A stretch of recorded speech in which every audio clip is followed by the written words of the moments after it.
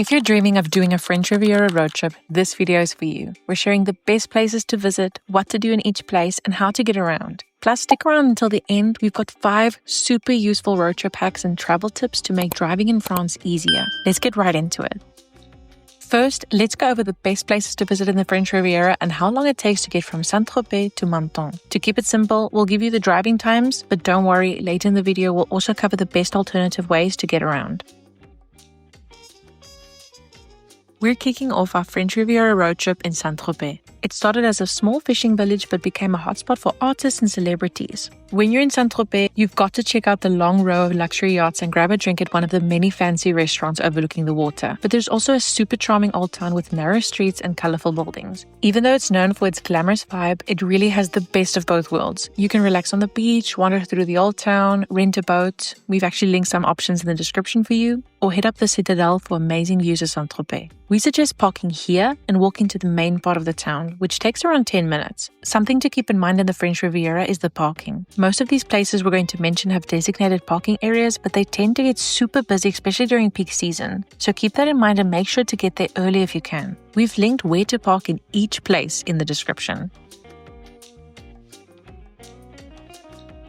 Port Grimaud is a bit tucked away, but once you step inside, it's absolutely beautiful. Often called the Venice of Provence, it's filled with colorful houses, canals, yachts, and charming little bridges. There are so many beautiful spots to take photos, plus plenty of amazing waterfront restaurants that are always full of people. The whole place has such a great holiday vibe. Sainte-Maxime is a charming coastal town where we had some delicious fish and chips at La Godina, right on the beach. For dessert, cross the bridge to a patisserie called 100% Maison by La Vessière. We love the cheesecake and raspberry tart. Though to be fair, we only got to eat half of the tart because it was so windy that day it literally flew onto the road next to us, which is probably our fault for sitting outside.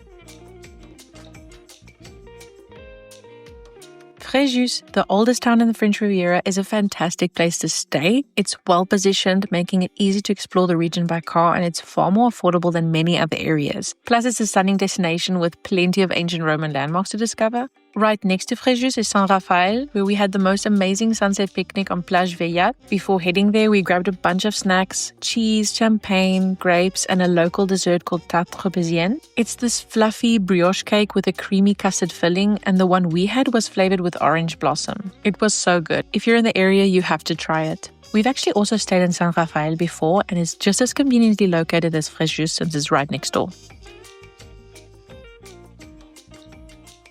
Cannes is a gorgeous resort town best known for the Cannes Film Festival. Do yourself a favor and park here, then walk along the coast to check out the beautiful beaches, yachts, and iconic hotels, especially the Carlton. And about an hour away by boat, you'll find the Les Reins Islands. We've linked a private boat trip you can take from Cannes to the Les Reins Islands and Cap d'Antibes. However, don't skip the old town of Cannes. It's full of high-end stores and even has a La Durée, the famous macaron shop from Paris.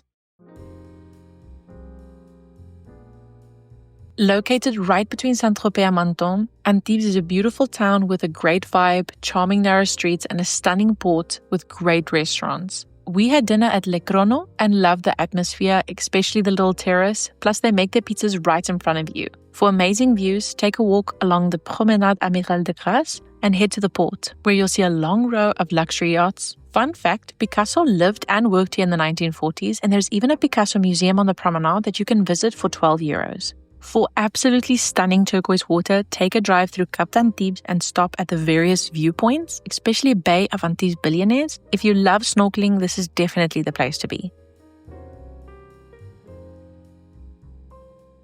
Paul de Vence is a gorgeous little town best known as Marc Chagall's home for nearly 20 years. We've linked the cemetery where he's buried. It has incredible views of the sea, and visitors often leave creative gifts at his grave. If you want to see his artwork, the Chagall Museum in Nice is just a 30-minute drive away. One thing you have to do here is stop by Glacier de la Fontaine for some lavender ice cream. It was honestly so good. The town is full of charming boutiques, artsy shops, a store with all kinds of scented soaps, and even the cutest little mailbox.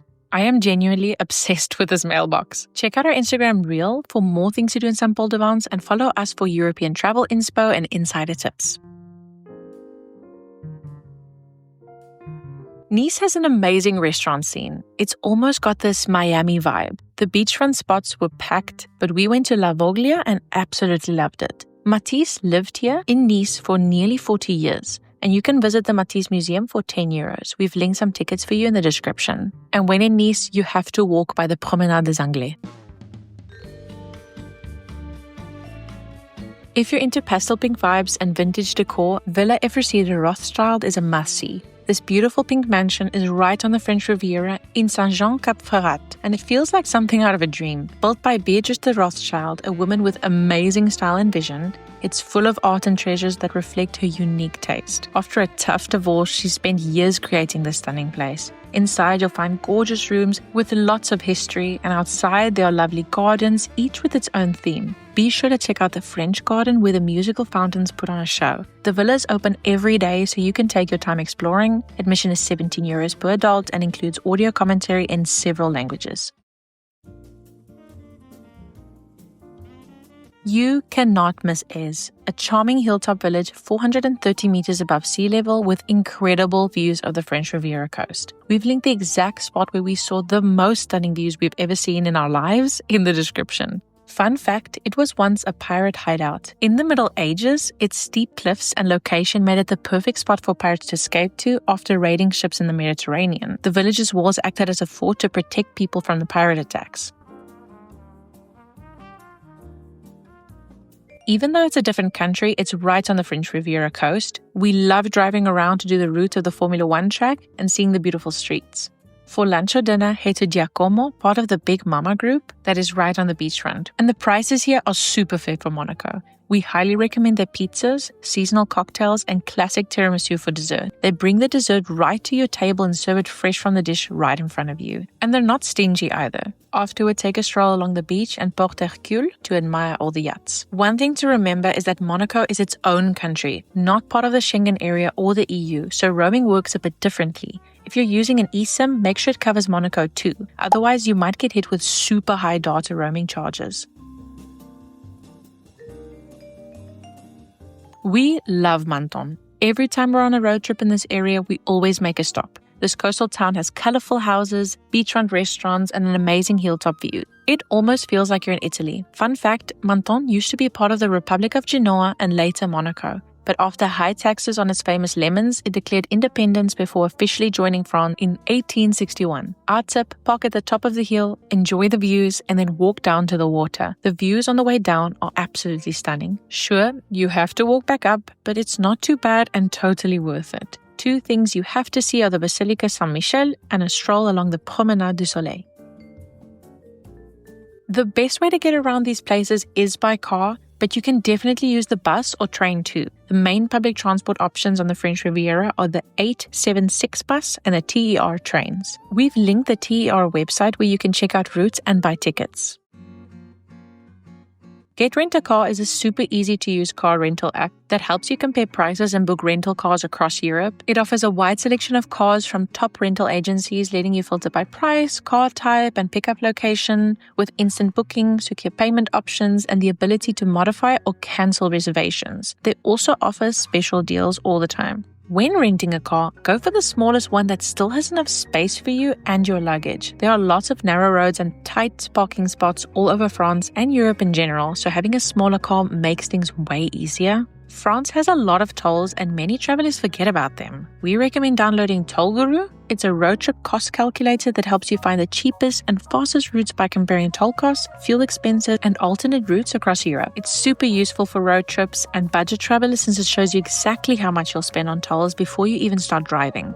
We cover this app and many others in this video here, which we highly recommend you go check out after this one. And also, no need to carry cash. All tolls in France have contactless card readers. If you're not familiar with European or French road signs, check out the website linked in the description. It'll help you understand them, drive with confidence, and avoid any fines. And speaking of fines, another way to get a ticket is by speeding. France is super strict about speed limits and has radars everywhere to enforce them. You can only go 4 kilometers per hour over the speed limit before getting fined. A great way to get alerts for upcoming speed cameras is by using the Waze navigation app. Thank you for watching. Don't forget to subscribe, and before you leave, check out all the links in the description. Watch this video next so you have all the tools you need to plan your road trip in the French Riviera. Safe travels! One of its biggest perks is no hidden currency conversion fees. You can pay in local currencies at the real exchange rate, avoiding the extra charges that banks and credit cards usually add.